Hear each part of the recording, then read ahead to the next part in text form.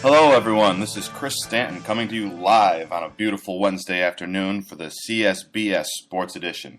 Today's edition of our show is going to feature entertainment as sports and what they're doing wrong and what they need to do to fix it. But first, before we get to that, we're going to go ahead with a regular segment we have on here called Calling Out the BS. This is a segment in which we talk about things that have happened over the past week in sports that need to be called out. And one of them occurred this past Saturday. The Fox network was televising a national broadcast of the White Sox and the Atlanta Braves. I had not gotten to see much of the Atlanta Braves this year, and since they're a World Series hopeful, I decided to catch the entire game. Now, one thing you need to realize about the Fox network is they have a contract that the individuals in the game have to provide a representative to be available for an interview for half an inning. In this case, at the bottom of the third inning, the Fox announcers were interviewing Robin Ventura, the manager of the Chicago White Sox. And it was a lengthy inning. During that inning, the White Sox were down 4-0, and over the course of an inning that lasted about 20 minutes or so, give or take a few minutes, the White Sox proceeded to score 5 runs, 4 of which came off of an Alex Rios grand slam. So this gave the announcers plenty of time to talk to Robin Ventura.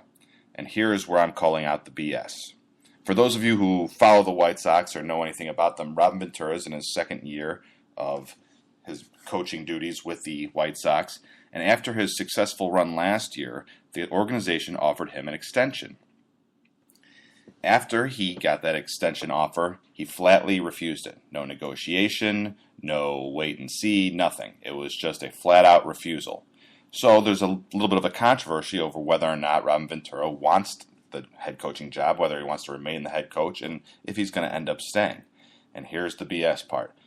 Over a 20-minute interview, these announcers did not ask a single question about his contract status. I don't know, maybe they were just afraid of the answer or afraid that he wouldn't enjoy talking about the contract situation. Serrano doing some interesting limbering up exercises in right. What a pansy.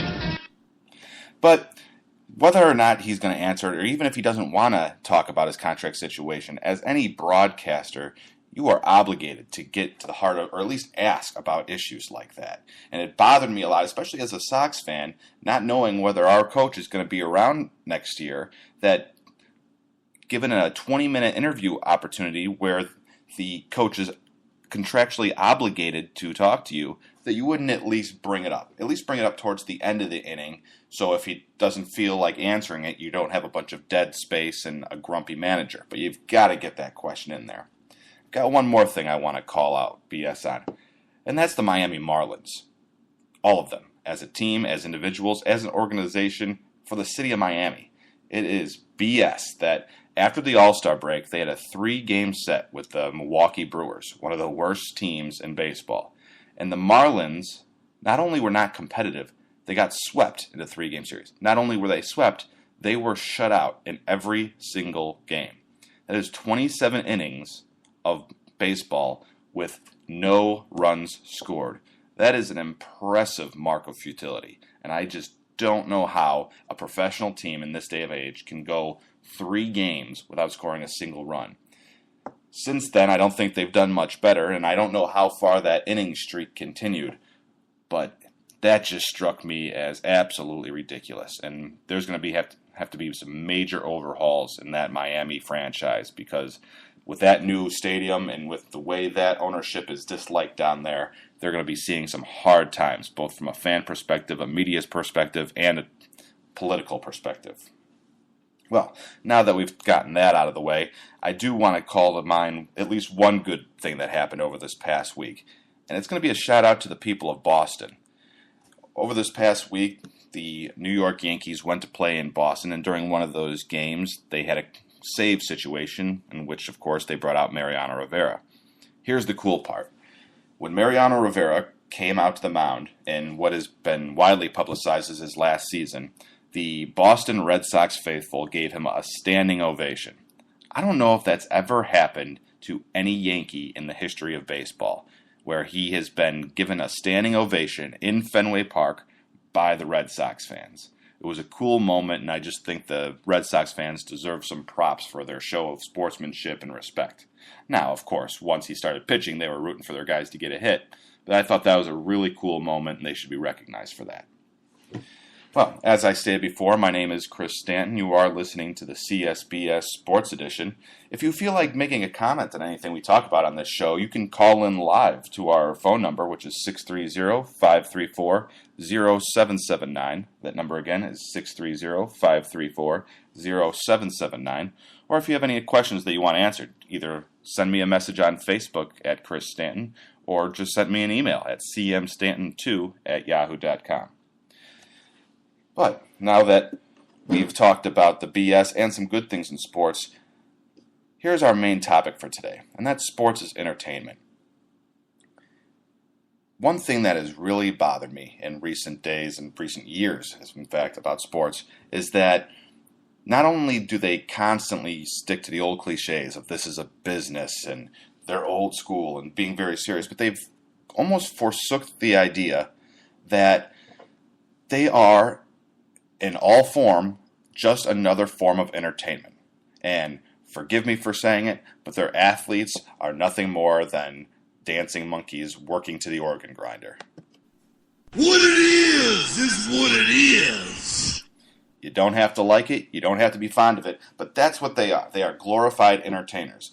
I don't watch sporting events because I feel some inherent sense of obligation to the team. I watch it because I want to be entertained, and watching competition is more fun than not watching competition. I mean, that's why a championship exists, because we want to watch competition with something on the line. If without a championship, nobody would watch it because there's nothing to compete for. So when these people talk about, competing for a championship is their best goal, and that's the only thing that matters, and it doesn't matter what the media thinks or the fans thinks. Well, you know what? You better reevaluate that line of thinking, because you are first and foremost an entertainer, and your championship exists only to make our entertainment more beneficial. And I want to make a comparison. For anybody out there who knows me, you know that I'm a huge wrestling fan. And I think all sports need taking a page out of the wrestling playbook. Take, for example, last April, WrestleMania was held at MetLife Stadium in New York, New Jersey, which is going to be the site for this year's Super Bowl. During their time there and during their marketing and whatnot, they brought in an attendance of over 80,000 people. To be exact, it was 80,676 spectators in the stands in MetLife Stadium to watch WrestleMania. Their broadcast went out to over 100 countries in 20 different languages. At WrestleMania itself, all 50 states were represented and many countries in Europe. And they had set a live gate attendance record for 12.3 million. The last record, which they shattered, was set by U2 several years earlier, and they drew 8.9 million. And whether you like wrestling or not, they are masters at entertainment. I'll give you the perfect example. When you go to a WrestleMania or any wrestling event, not only do you have the actual wrestling content, but you have pyrotechnics, music, and live acts. At this year's WrestleMania, you had Sean P. Diddy Combs performing his song, Coming Home, which was the theme song of WrestleMania. In addition to that, they had In Living Colors singing CM Punk's personal theme song, Cult of Personality, live there. Now, how cool would that be to have some rock band playing out your favorite team as they take the field? How cool would it be in the Super Bowl to have each team have a theme song and have the band there live to play them out? That's what I'm talking about. Entertainment, not just the product on the field, in the ring, on the court, on the rink, whatever, but creating an atmosphere that encompasses entertainment in all of its form. I mean, and don't even talk to me about pyrotechnics. Yeah, baseball has the exploding scoreboard, but everything else is just pathetic. And this exploding scoreboard isn't much either. At a wrestling event, every athlete has his own customized entrance with pyrotechnics and theme song. I would enjoy it a lot more if sports had that as well. It'd be a lot more fun. You could use it as intimidation. I don't care. Do whatever you want with it. But you've got to start bringing in more entertainment side, because right now there is this large divide between franchises, athletes, and the fans. For instance, the Super Bowl 2-week gap between the NFC and AFC title games and the Super Bowl. There's that 2-week gap. Well, most of the access to the players and teams is media only. That's ridiculous. For WrestleMania, they had a fan all access for the weeks leading up to WrestleMania, where fans could interact not only with the wrestlers and all the backstage personnel, but they had different events for them to do. They set up this one area where it was a giant green screen with a rampway. And during this, you could get decked out and walk down the rampway and do whatever you want, any kind of poses, and they would superimpose a crowd, and they'd give you your own theme music. So during this interaction, you could be talking to a wrestler, and he can give you tips on helping you create your own live entrance. That's a pretty cool thing. I mean, especially for a little kid. Can you imagine that type of memory? Being 6 years old, talking to John Cena or whoever wrestler you like, then letting you hold the championship belt, and then helping you make your own custom entrance down a rampway. That's the kind of things that keeps fans coming back and makes you a fan for life.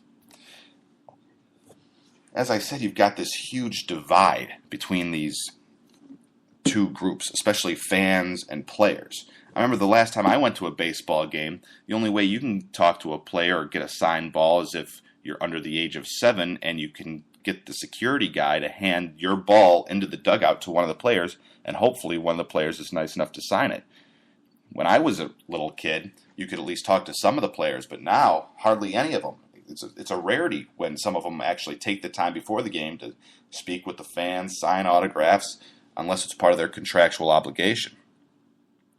And then let's get down to the actual athletes themselves as entertainers, and not just the overarching leagues. It would be very cool if the NFL would get the stick out of its butt and allow the personalities of their players to come through. The banning of tweeting during games. How cool would it be if you're following along on social media and your fantasy football and you're seeing players on the field trash tweeting each other? I think that'd be really cool. And bring back the end zone dances. I don't know about you, but for me, that was must-see TV, watching Chad Johnson, Terrell Owens, Steve Smith, Joe Horn, and all the other receivers trying to one-up each other every time they scored a touchdown.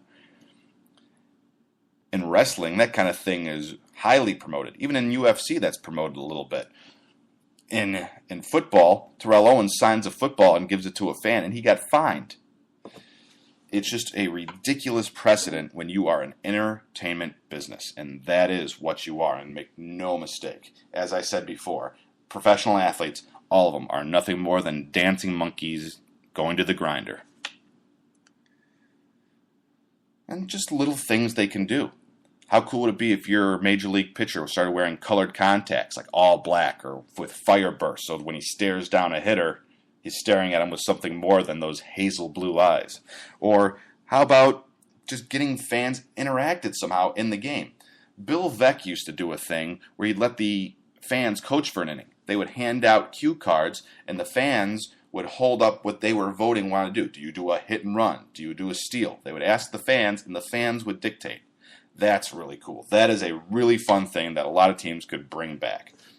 I know in wrestling, the old ECW promotion, they used to do a bring your own weapons match where people would bring all sorts of stupid stuff from home, and they would use it in the match. I remember one time watching a match where a guy with an artificial leg took it off and handed it to the wrestler, and the other wrestler clobbered the other one with an artificial leg. That's what I'm talking about. And earlier we were talking about WrestleMania having live performances, multiple live performances. Only the NFL has live performances, and theirs, to be quite frank, suck. You had Madonna and Beyonce the past 2 years lip-syncing, and don't even get me started on the Black Eyed Peas fiasco. And the MLB, NBA, and NHL had nothing. During any of their championship games, there are no live acts. Now, don't get me wrong. I don't want sports to become wrestling, but they should start taking a cue from it and learning how to adapt and interact with their fan base, because they are first and foremost entertainment, and they need to realize that, or else they're going to be facing major competition from other things other than just their sporting compatriots. Well, that's all I have for today, and I really hope you enjoyed this broadcast. So that wraps up this week, but before I go, I'd like to remind